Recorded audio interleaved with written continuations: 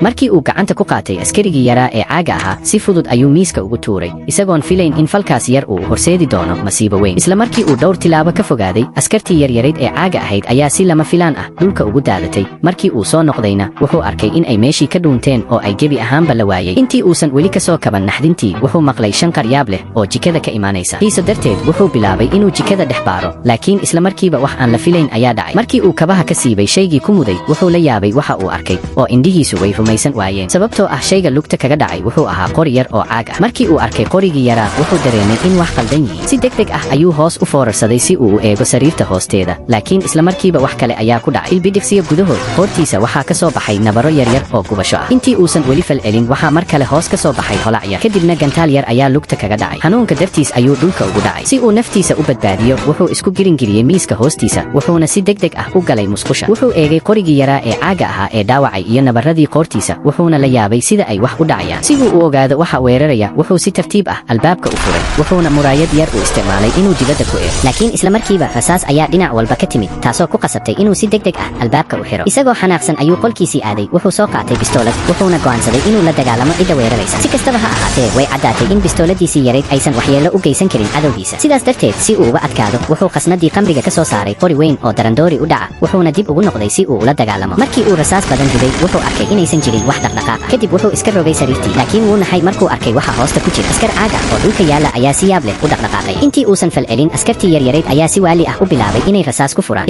isla markiiba wuu iska caabiyey laakiin si lama filaan ah 3 diyaaradood oo yaryar oo kuwa qumaatiga u kaca ah ayaa soo weeraray waxayna bilaabeen inay gantaallo ku soo tuuraan nasiib wanaag wuu ka badbaaday si kastaba ha ahaatee mid ka mid ah diyaaradaha ayaa bistooladiisii gacanta ka tuurtay way caddaatay in diyaaradaha ay doonayeen inay dilaan laakiin iyaguma ay ogeyn in ninkani uu yahay nin dil yaqaan ah oo aan si sahlan lagu dili karin dagaal adag kadib wuxuu ku qasbanaaday inuu mar kale musqusha ku dhuunto wuxuuna si degdeg ah albaabka u xiray intii uusan weli neefsan albaabka ayaa la qarxiyey waxaana ka soo gashay mid ka mid ah diyaaradaha oo bilaabay inay raadiso laakiin ninka ayaa si degdeg ah u fekeray wuxuuna shukumaan ku qabtay diyaaradii si lama filaan ah gantaal kale ayaa soo galay markii uu taas arkay wuxuu si degdeg ah u qaatay qorigiisa si uu isaga celiyo askarigii diyaaradda saarnaa markii uu arkay khatarta si degdeg ah ayuu u baxsaday laakiin diyaaradii kale ayaa shukumaankii ku dhex wareegaysay markii uu arkay ninkii wuxuu helay fikrad waali ah wuxuu furay musqushii wuxuuna askarigii shukumaanka ku jiray ku riday biyihii ayuu ku furay wuxuuna shukumaan ku xiray albaabkii daloolka lahaa si kastaba ha ahaatee intii uusan dhammayn qorshihiisii wuxuu maqlay shanqar musqusha ka imaanaysa wuxuu soo qaatay timo qalajiye markii uu furay daboolka musqusha wuxuu ku tuuray timo qalajiyihii isla markiiba askarigii gudaha ku jiray wuu aamusay laakiin isla markaas warqad yar ayaa albaabka hoostiisa laga soo geliyey taasoo lagu qoray inuu isdhiibo laakiin ninku wuu diiday wuxuu qalin soo qaatay wuxuuna ku qoray riyo ku arag warqadii ayuu dib ugu celiyey laakiin xiise darteed wuxuu daloolka ka eegay si uu arko waxa dhacaya si lama filaan ah rasaas ayaa ka soo dhacday madaafiicda taasoo albaabka iyo musqusha oo dhan burburisay isla markiiba 10 gantaal ayaa musqusha lagu soo riday isagoo dareemay in meesha aysan ammaan ahayn wuxuu u baxay daaqadda si uu qol kale uga galo oo uu uga dambeeyo askarta laakiin ma uusan ogeyn in diyaarad kale ay ka dambayso xanuun dartiis ayuu dhulka ugu dhacay laakiin kama uusan dhaqaaqin si uusan diyaaradda u kirin wuxuu u ogolaaday in diyaaraddu ay si xor ah rasaas ugu rido sababtoo ah haddii uu dhaqaaqo waxaa laga yaabaa inuu daarta ka dhaco laakiin isla markii uu helay fursad wuxuu si degdeg ah u toogtay diyaaraddii kadib markii uu xaliyey dhibaatadii wuxuu dib ugu soo laabtay guri isagoo ka faa'iidaysanaya in askartu aysan dareemin wuxuu helay hab uu ku wada baabiyo wuxuu isticmaalay shimbir yar oo caag ah si uu dareenkooda u soo jeediyo dabadeedna si qarsoodi ah ayuu gadaashooda uga yimid wuxuu isticmaalay dabdamiye si uu araggooda u daboolo wuxuuna dab qabadsiiyey buufiye dabadeed wuxuu ku buufiyey baabuurkoodii gaashaan qarax weyn ayaa dhacay sidaas ayuuna ku guulaystay inuu dhammaan askartii caaga ahayd baabiyo wuxuu tiriyey meydadkoodii si uu u hubiyo inuusan jirin mid ka badbaaday kadib wuxuu ku riday foornada microwafaka si uu u dhalaaliyo